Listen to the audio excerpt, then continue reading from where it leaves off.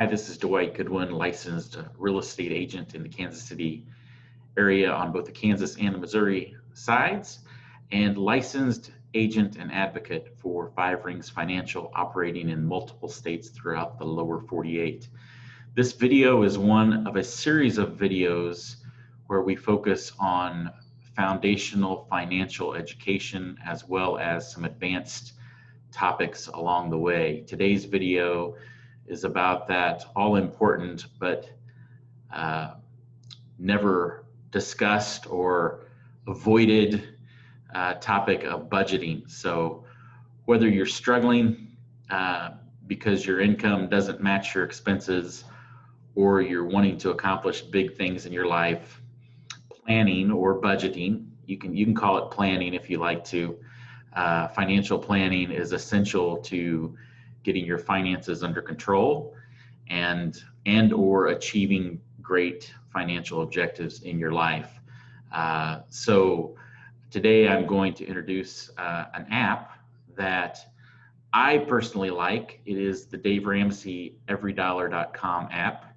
Dave Ramsey doesn't know me from Adam, and I've never met him either. This is not an endorsement of everything he says or everything he does. Although I have a great appreciation for the financial education that he's been able to provide and the steps that he's been able to, the path that he's been able to show folks to be able to get them out of debt and moving in the right direction. Likewise, Dave Ramsey is not endorsing me. Again, he doesn't know me. But the Every Dollar app is something that I want to show you. And wherever you are in your life, there is definite benefit to having an app like this to help you with your financial planning on a monthly basis or your budget. So everydollar.com, it's a paid app. I believe it's still $9.99 a month. It may be more than that, so don't hold me to that. It does have to come from your debit card because Dave Ramsey is not big on allowing people to use this with a credit card, as you might imagine if you know anything about him. So the thing I like about it, it allows you to go over and click on this icon. It allows you to connect your bank accounts. So any checking account or savings account that you're using to pay bills, pay off debt, if you're using credit cards to buy things, which obviously that would be one of the goals, is to stop using credit cards as quickly as possible and go to a cash basis, whether that's through using your debit card exclusively or through the cash envelope system that Dave Ramsey often promotes. You would want to connect any account that you're using where cash is going out or payments are going out, so that you can actually track how much money you're spending per month. So that's a valuable thing to be able to connect to your banks. Most banks are, you can put your password and everything in and give access to whatever individual accounts that you want. Your transactions will show up here then automatically every morning about, well, I'm in the central time zone, but about 3 o'clock or so in the morning, my transactions from the previous day or the previous couple of days begin to populate. Over here we have an imaginary budget with an imaginary paychecks and income.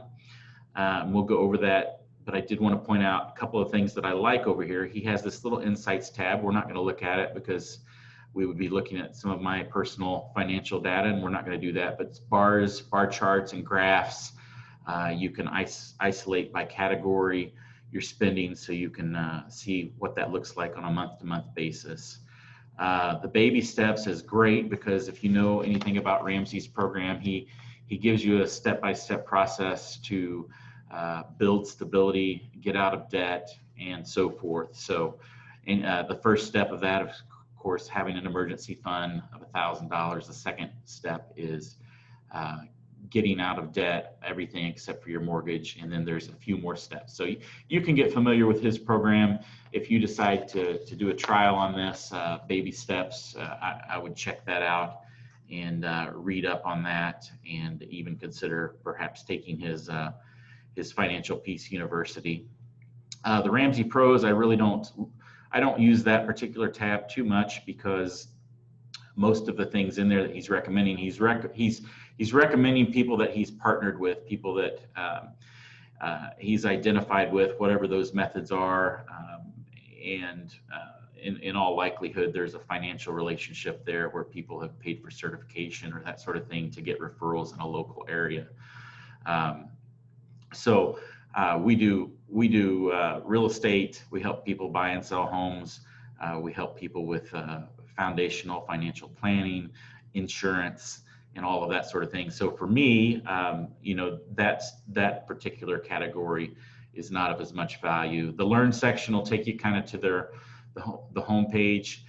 Community will allow you to interact there, ask a coach. So there's a lot of unique things. But today, just quickly, we're going to focus on the budgeting program. I've gone back to I went back and created a blank tablet, so we're not sharing any of my personal data or information.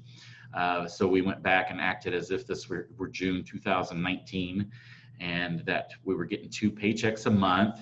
You can see the planned paychecks were $1,900 every twice a month, totaling $3,800. So this is not my personal numbers. This isn't not going to reflect your personal numbers, but it gives you an idea. So you've got the money incoming, and then you've got to keep your budget to staying within this $3,800. If you're spending more than you're making, then the goal is first to reduce wherever you can. If you can save on your utility bills, if you can save on your cable bills, if you can renegotiate your phone bills. This is what we call refinancing your finances at 5 Rings Financial. If you can do any of those things to eliminate, that's the first step. The next step is, if you're still not making ends meet, you've got to then find a way to increase your income. There is a setting over here, I can't remember which one of these tabs, where he gives about 40 or 50 different ideas on how to make a little extra income on the side and make that budget work for you. So I want to encourage you, if you're struggling to do that, and again, if you're at the point of stability to where you're not struggling to meet the goals, this budget is still essential because it'll help you get to where you need to go. You'll see there's a favorites category here.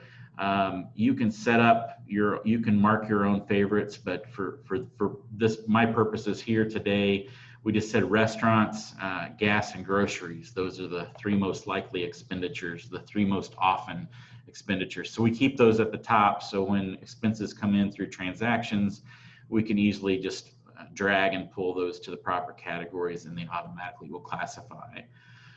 Going down, you've got everything from, and keep in mind, you can add any topic you want at any time. You see these little add item buttons. So under giving, you could add another category.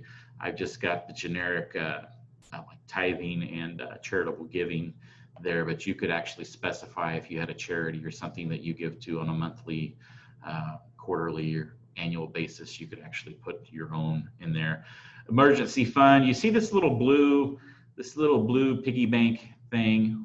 Whenever you want to have a fund that you contribute to on a monthly basis and watch it grow, then you can actually do that. So we're going to click on emergency fund. You'll see that I've planned for $350 from this month's budget to go into the emergency fund. Now, when I click on that, you'll see over here that it says I have $559. So this indicates the $350 from this month, plus there was money left over from the prior month in this fund. So that's good to know. And you can simply create, with these tabs down here, due dates and fund details, and build that as you go. So then we go down, we have all of our housing expenses. I've added in a couple of extras like house cleaning. I've made that a fund. You can see that it's $50 and $50. So that means that there was nothing left over from the previous month. Electric, internet, down to TV. Every single expense that you pay on a monthly basis needs to be reflected in your budget at some point. There we've got your transportation. You see the auto, gas, and oil is there again, even though it was in favorites up above. It still stays in this category, and those numbers track together and cooperate together. So car maintenance, car license renewal. So you know, if your license costs $90 or $100 a year, then you just break that down into a monthly expense, and you put that amount away on a monthly basis. And when the time comes, whatever month that's due in your state, when the time comes, you'll have that money set aside. Now, you can either set these aside in cash envelopes, or you can create a separate savings account where you track what's available here, but you put it away in a savings account. Cash envelopes are a good way to do that as well.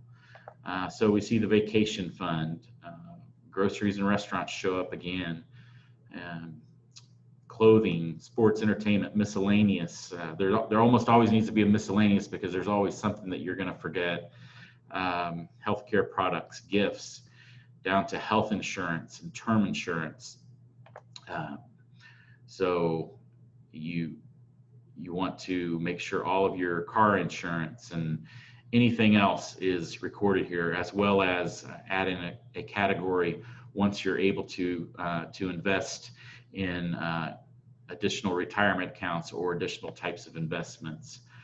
You've got your debts, your student loans, your credit cards, your car loans, everything like that goes down here. And as depressing as it might be at first, if you have a lot of debt, to put it there, it does enable you, along with the baby steps, it enables you to see that getting paid off on a monthly basis, and it gives you kind of a boost. So I want to encourage you to, I want to encourage everyone out there to use a budget, and please don't hesitate to follow up with any questions you have about specifics, my experience with the EverDollar app, any questions that you may have about budgeting in general, or any more in-depth financial questions that an insurance agent or a financial planner might be able to help you with. That's one of the things that we do, and we welcome the opportunity to help you. Hey, make it a great day, and thanks for tuning in.